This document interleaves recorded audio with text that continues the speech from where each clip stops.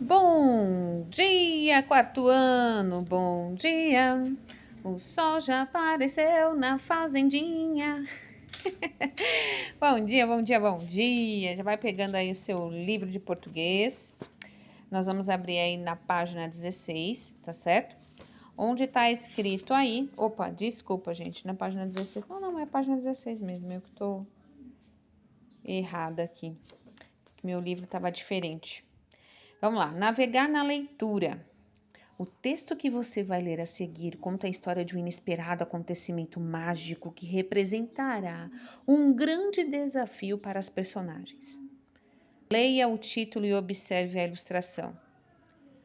Quantos corvos há na ilustração? Vamos contar? 1, 2, 3, 4, 5, 6, 7. Você já viu um corvo alguma vez? Eu nunca vi, eu tenho medo. O nome do texto se chama Os 7 Corvos. Havia certa vez um homem que tinha 7 filhos e, por último, teve uma filha. Embora a menininha fosse bastante bonita, era tão fraca e miúda que todos julgaram que não fosse viver, resolvendo de pronto batizá-la, caso ela viesse morrer, né, gente? Então o pai mandou um de seus filhos correr até a fonte para trazer um pouco d'água para o batismo. Mas os outros 6 foram correndo com ele. Cada um queria ser o primeiro a pegar a água e estavam todos com tanta pressa que deixaram suas jarras caírem no poço. Assim, lá ficaram de pé como todos, olhando um para o outro sem saber o que fazer. Nesse meio tempo, o pai ficou inquieto e não podia imaginar o que faziam os jovens demorarem tanto. Certamente, pensou, os 7 se distraíram com algum jogo ou brincadeira. Mas depois de esperar bastante e os filhos não retornarem, o pai enfureceu-se e desejou que os 7 filhos se transformassem em corvos. Mal havia esbravejado seu desejo quando ouviu um crocitar sobre sua cabeça. E olhando para cima, avistou 7 corvos pretos voando e revoando em círculos. O pai, embora arrependido ao ver o seu desejo realizado, não via como o feito pudesse ser desfeito, e se consolou como pôde pela perda de seus 7 filhos com a sua querida filhinha, que logo tornou-se mais forte e cada dia mais bonita. Crocitar significa o som que o corvo emite, né? Aquele barulhinho que ele faz. Por um longo tempo, ela não soube que tivera irmãos, pois seu pai e sua mãe cuidavam para não falar neles na sua presença. Mas um dia, por acaso, ela escutou algumas pessoas neles falarem. Sim, diziam, ela é de fato bela, mas ainda assim é uma pena que os seus irmãos tenham se perdido por sua causa. Então, a menina sofreu muito. Correu até o pai e a mãe, perguntando se um dia tiver irmãos e o que acontecerá a eles. Aí os pais não mais ousaram esconder-lhe a verdade, mas lhe explicaram ter sido a vontade dos céus e que o seu nascimento fora apenas uma causa inocente de toda a história. Mas a menininha, depois disso saber, sofria e sofria todos os dias. Tristemente, e se julgava na obrigação de fazer o que pudesse para trazê-lo de volta aos irmãos. E não mais teve descanso e nem paz. Até que por fim um dia fugiu, partindo mundo afora, ao encontro dos irmãos para libertá-los, onde quer que pudessem estar, e custasse o que custasse. Essa história é do Jacob e Wellman Green, que são os conhecidos irmãos Green, né? O Príncipe Sapo e Outras Histórias foi publicado em 2002 pela editora LIPM, né? Que história, né? Que coisa. Vamos lá. Ufa, fiquei com medo. Raiva desse pai, né? Vai fazer a hora, viu? Fica esperto. E fique esperto. Se a mãe mandar você ir fazer em algum lugar e você demorar para voltar, aí, ó. Viu? Vamos agora para a página 18 e 19. Vamos ali.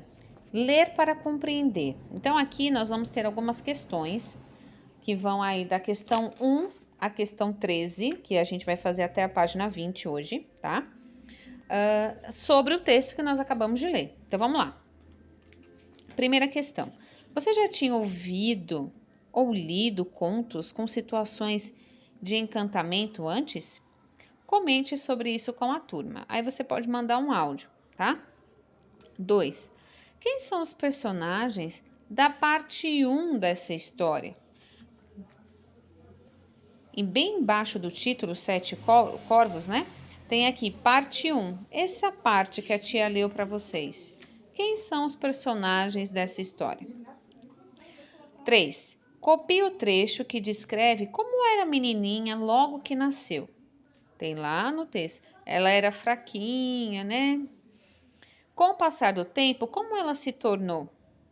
Aí vocês vão responder aqui também. 4. No conto, Os 7 Corvos, a história começa assim. Havia certa vez um homem que tinha 7 filhos e por último teve uma filha. A. Não é possível saber a data exata em que a história aconteceu.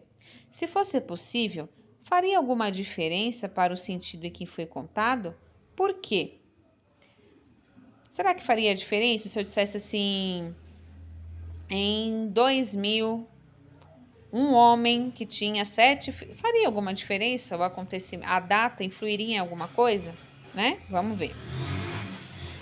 Veja a seguir algumas possibilidades de se iniciar uma história. Marque com um X as alternativas com expressões que poderiam ser usadas para dar início a contos como esse no lugar de havia certa vez. Então, nós temos aqui era uma vez, na época dos reis e rainhas, no ano de 1378 aconteceu que, há muitos e muitos anos, ontem, dia 23 de março. Então, aqui vocês vão fazer um X.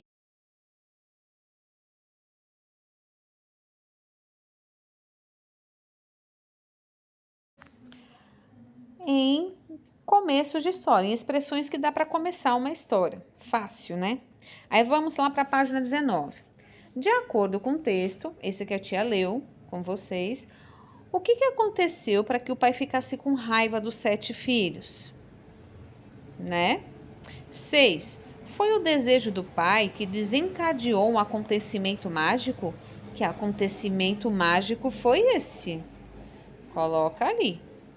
7. A menina cresceu sabendo que tinha irmãos? 8. O que a menina fez quando descobriu o que tinha acontecido com os irmãos? 9. Releia o trecho a seguir que narra como a menina ficou após saber a verdade sobre o que havia acontecido com os irmãos. Mas a menininha, depois disso saber, sofria e sofria todos os dias, tristemente, e se julgava na obrigação de fazer o que pudesse para trazer de volta os seus irmãos. Qual é o efeito de sentido provocado pela repetição da palavra sofria? Quando o texto diz ela sofria e sofria, o que ele quer dizer com isso? O que essa expressão repetida, essa palavra repetida, ela quer dizer? Aí que você vai colocar aqui, tá? E 10. Quem narra os acontecimentos de uma história? Então, vamos lá. O narrador é aquele que narra a história. É ele que está contando a história, né? No texto. Havia certa vez um homem, tem alguém contando essa história. Esse é o papel do narrador. Mas esse narrador participa da história? Participa dos acontecimentos? Sim ou não? Aí vamos agora para a página 20.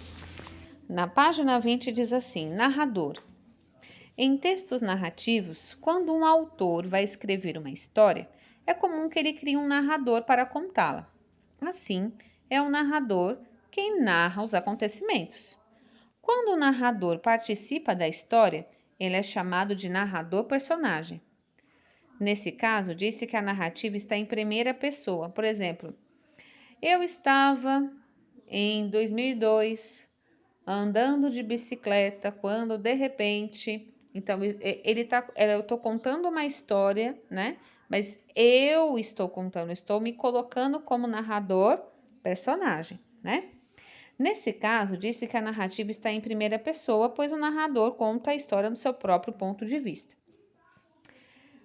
No caso do conto Os Sete Corvos, o narrador não é o personagem da história. Ele narra os acontecimentos sem participar deles. É um narrador observador. Nesse caso, diz que a narrativa está em terceira pessoa, porque ele está falando sobre os outros. Ele só observa os fatos, tá? Vamos lá para a questão 11. Nos trechos a seguir, sublinhe o que for a fala do narrador. Sublinhe quer dizer que passa um traço embaixo, tá? Sublinhe o que for a fala do narrador e circule o que for a fala ou pensamento das personagens. Então, havia certa vez um homem que tinha 7 filhos e por último teve uma filha. Vou passar um risco aqui embaixo dessa frase, porque quem está falando é o narrador. Sim, diziam, ela é de fato bela. Então, se diziam, se tem aqui um destaque, a fala não é do narrador, então circula, né? Nesse meio tempo, o pai ficou inquieto e não podia imaginar o que fazia os jovens demorarem tanto. Então, até esse ponto do tanto é um narrador. Certamente, pensou, os 7 se distraíram com algum jogo ou brincadeira. Mas aqui já não é o narrador, aqui já é o próprio pai. Então, é essa separação que vocês irão realizar, tá? Vamos lá na questão 12. Muitas histórias apresentam um problema que precisa ser solucionado. Qual é o principal situação problema do conto lido e quem se propôs a resolvê-la? E aí? Qual é o problema aí desse conto, né? E quem se propôs a resolvê-lo, né? 3. Em sua opinião, vai ser fácil para a menina resolver o problema dessa história? Por quê? Aí aqui é uma resposta pessoal, é uma visão sua sobre o conto. Você acha que a menininha vai ser capaz de resolver esse problema, né? Transformar os seus irmãos, né, de aves para pessoas novamente? Ok? E por hoje, em língua portuguesa, é só, pessoal. São 3 páginas para responder, ok? E aí, vamos iniciar agora a aula de história. E a aula de história, eu vou usar o livro integrado, ok?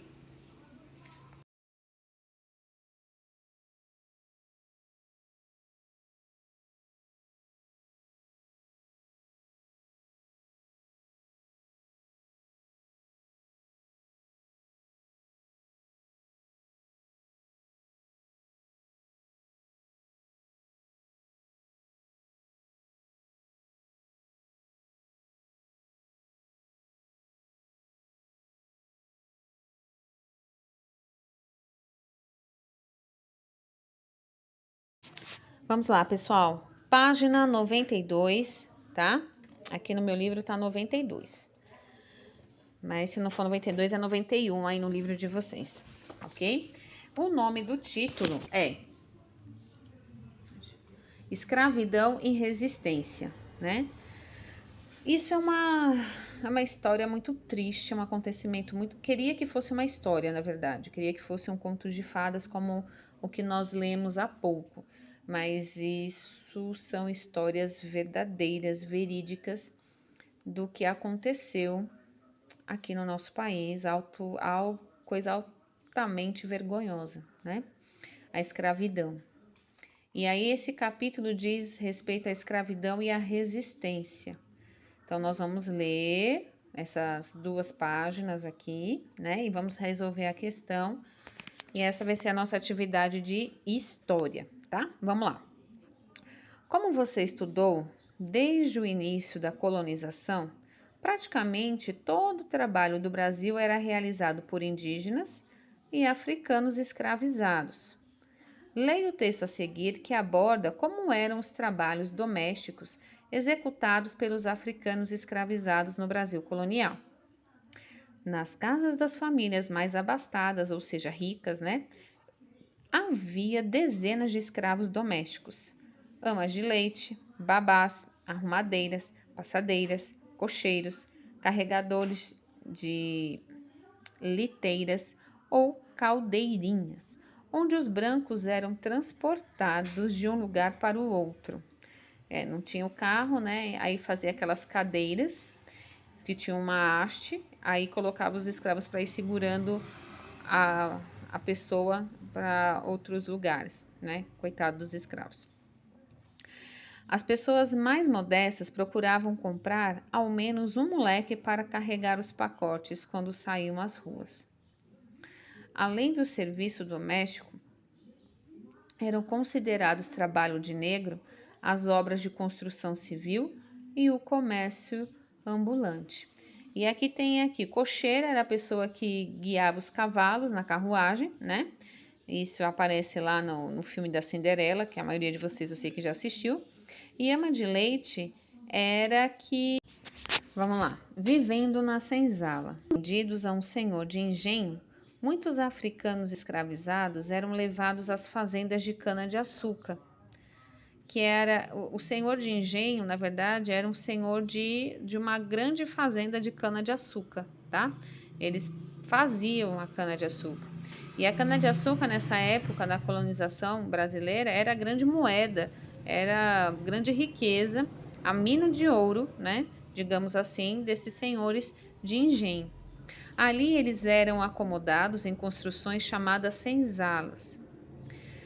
Em geral, essas grandes construções, né, eram grandes barracões. Quando havia janelas, elas eram gradeadas. As senzalas não possuíam divisão interna, nem mobília. O chão era de terra batida. Então não tinha caminha para os escravos, não tinha um sofazinho lá, não tinha um joguinho, vamos lá ali jogar um PlayStation, não tinha nada disso, tá? Era um barracão, não tinha divisão, era todo mundo junto e misturado, chão batido de terra batida, não tinha piso, nada disso, tá? O chão era de terra batida, os escravos não tinham privacidade, dormiam em esteiras estendidas no chão. Quando era permitido, os escravizados reuniam-se nas senzalas para conversar, cantar e contar histórias. Quando era permitido. Desse modo, preservaram suas tradições e criavam laços de solidariedade. Essa era uma forma de resistir e sobreviver à escravidão. E aqui embaixo nós temos 2 quadros de um pintor chamado Johann Moritz Rugendas. O primeiro quadro se chama Habitação de Negros, né? Em algumas fazendas havia senzalas divididas em pequenos cômodos ou senzalas menores.